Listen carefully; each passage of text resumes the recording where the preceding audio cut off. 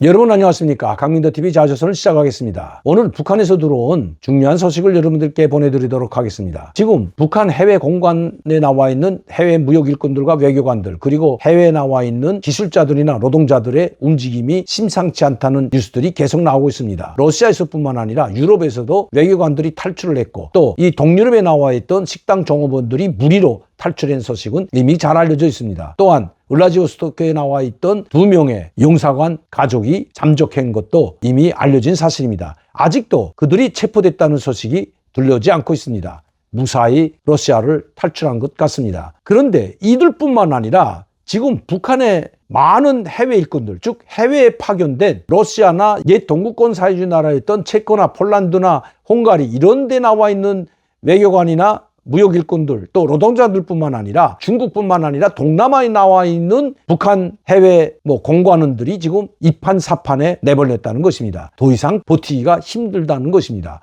최근에까지만 해도 그래도 중국에 나와 있는 공관원들은, 또 노동자들은 그나마 조금 사정이 낫다고 합니다. 그나마 그들은 일자리를 얻어서 봉제 공장이 됐던, 돼지 목장이 됐던, 소목장이 됐던 그나마 열악한 이 환경에서 일을 하면서 근근히 버티고 살아가고 있습니다. 이 노동자들은 그렇게 살아간다 치고 해외에 나와 있는 용사관이나 대사관 사람들, 그 가족들이 지금 문제가 심각하다고 합니다. 특히 중국에 나와 있는 공관원들, 외교관들은 사정이 낮다고 합니다. 왜냐하면 거기는 그들과 통할 수 있는 조선족들도 있고 우호적인 중국 사람들도 있기 때문에 그들의 도움을 받아서 근근히 살아가고 있지만, 이 동남아나 동유럽에 나와 있는 공관원들과 기술자들, 노동자들은 사정이 다르다는 것입니다. 그들은 도움을 받을 것이 전혀 없다고 합니다. 그렇다고 동유럽 국가들이 그들에게 봉급을 주거나 대사관 운영비나 용사관 운영비를 주지 않는다는 거죠. 이미 북한은 몇 년 전부터 공관을 운영하거나 그 생활을 할 수 있는 생활비조차 주지 않는 것이 벌써 오래됐다고 합니다. 그러나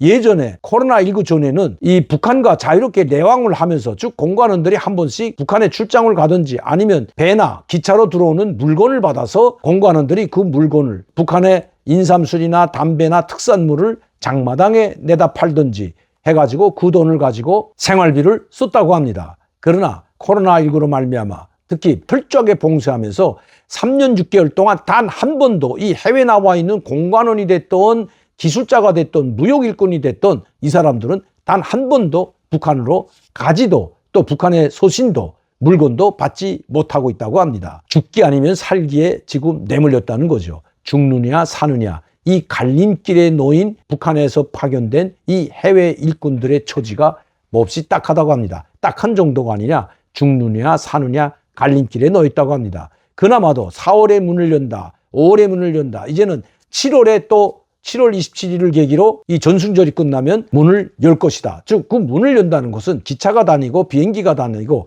그리고 왕래를 할 수 있는 이 문을 여는 것을 말합니다. 예전처럼 그 코로나19 전후로 북한이 정상적으로 돌아간다는 이야기인데, 그나마도 7월 달에 문을 연다고 하지만 그것도 믿지 못한다고 합니다. 이제는 북한에 나와 있는 해외 공관 사람들이나 파견 나와 있는 북한 사람들이 북한의 말도 믿지 않는다는 겁니다. 금년 4월부터 연다, 5월에 연다, 계속 이렇게 4월, 5월, 6월로 계속 미뤄왔기 때문이죠. 7월에도 제가 보기에는 북한이 봉쇄를 풀 기미가 전혀 보이지 않는다는 겁니다. 더 이상 버티기가 힘든 북한에서 파견된 노동자들과 해외 일꾼들, 그들의 선택이 주목되는 것이 바로 여기에 있습니다. 이판사판에 내몰린, 즉 죽느냐 사느냐 갈림길에 놓여있을 뿐만 아니라 더 이상 버티기가 힘들다는 것이 북한에서 들어온 소식입니다. 심지어 한국에 해외 나가 있는 공관이나 한국 정부에 타진하는 사람들, 문의를 하는 사람들이 상당히 많이 늘어나고 있다고 합니다. 문재인 전 대통령 시절에는 올 길이 있어도 오지 않았죠. 왜냐하면 잘못하게 되면 문재인이 다시 그들을 북한으로 넘겨보내줄 수도 있을 뿐만 아니라, 또 공관원에 들어와도 공관에서조차 받아주지 않았다는 것은 이미 잘 알려진 사실입니다. 공관에 들어온 사람도 내쫓았던 것이 바로 문재인 정권 시절에 있었던 현실이죠.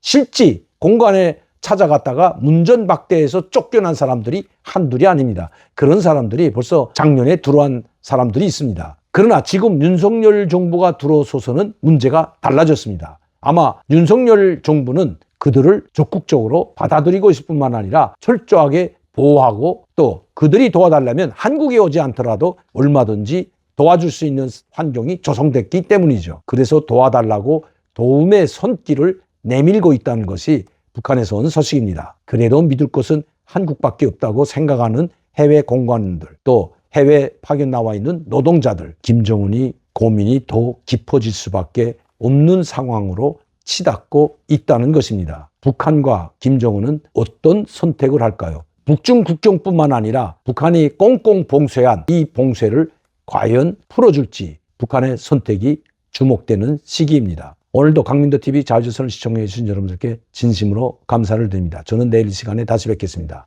그리고 주일에는 여러분들과 정각 7시에 생방송을 통해서 소통을 하면서 방송을 진행한다는 말씀 여러분들께 드립니다. 주일 저녁 7시 생방송으로 여러분들을 찾아뵙겠습니다. 감사합니다.